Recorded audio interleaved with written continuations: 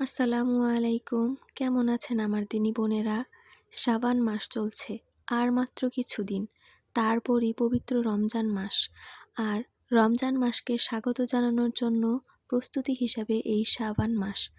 আয়েশা রাদিয়াল্লাহু আনহা বলেন, আমি রাসূল সাল্লাল্লাহু আলাইহি ওয়াসাল্লামকে রমজান ছাড়া শাবান মাসের চেয়ে এত বেশি রোজা রাখতে দেখিনি। আমরা বিভিন্ন ব্যস্ততার জন্য এই ফজিলতপূর্ণ মাসকে অবহেলা করি, অথবা সঠিক গাইডলাইন না থাকার জন্য এই মাসের সওয়াব পাওয়া থেকে বঞ্চিত হয়ে যাই। রজব হলো বীজ বপনের মাস, শাবান হলো গাছে পানি দেওয়ার মাস, আর রমজান হলো ফসল কাটার মাস। শাবান আমাদের শেখায় একটু একটু করে বদলাতে, নিয়মিত নামাজে ফিরতে, অল্প হলেও জিকিরে অভ্যস্ত হতে, অপ্রয়োজনীয় কথা কমাতে, রাগ, হিংসা, অহংকার এই জিনিসগুলো মন থেকে ঝেড়ে ফেলতে।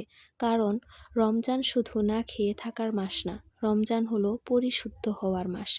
যদি শাবানে আমরা প্রস্তুতি নিই, তাহলে রমজানের ইবাদত বোঝা হয়ে দাঁড়াবে না, বরং প্রশান্তি হয়ে আসবে। তাই শারীরিক মানসিকভাবে প্রস্তুতি নেওয়ার পাশাপাশি ইবাদত আমল এখন থেকে শুরু করে দেওয়াই উত্তম।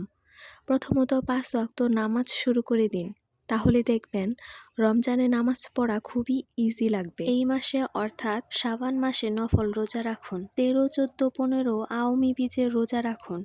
এতে করে রমজানের প্র্যাকটিস হয়ে যাবে এবং শাবান মাসের সওয়াব পেয়ে যাবেন ইনশাআল্লাহ। আস্তাগফিরুল্লাহ, সুবহানাল্লাহ, আলহামদুলিল্লাহ এই জিকিরগুলো এখন থেকে শুরু করে দিন। রমজানের প্র্যাকটিস এখন থেকেই শুরু করে দিন।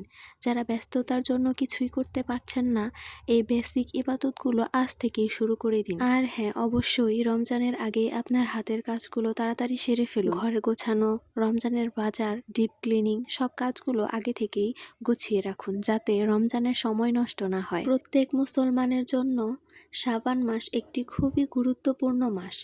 এই মাসটা কোনো বড় উৎসবের জন্য নয়, মাসটি নিজেকে ঠিক করার জন্য।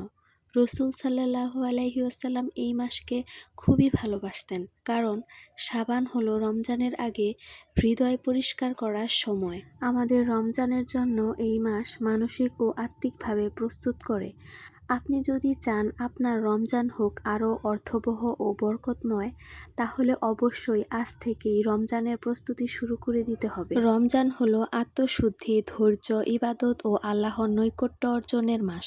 আজ যদি আমরা নিয়ত করি, হে আল্লাহ, এই শাবান মাসে আমাকে প্রস্তুত করে দাও, যাতে আমি রমজানকে আমার জীবনের সেরা রমজান বলতে পারি, তাহলেই শাবান সফল আর রমজান হবে সত্যিকারের বরকতময়। আল্লাহ আমাদের সকলকে শাবানের বরকত নসিব করুন এবং রমজান পর্যন্ত আমাদের সকলকে সুস্থ রাখুন। আমিন।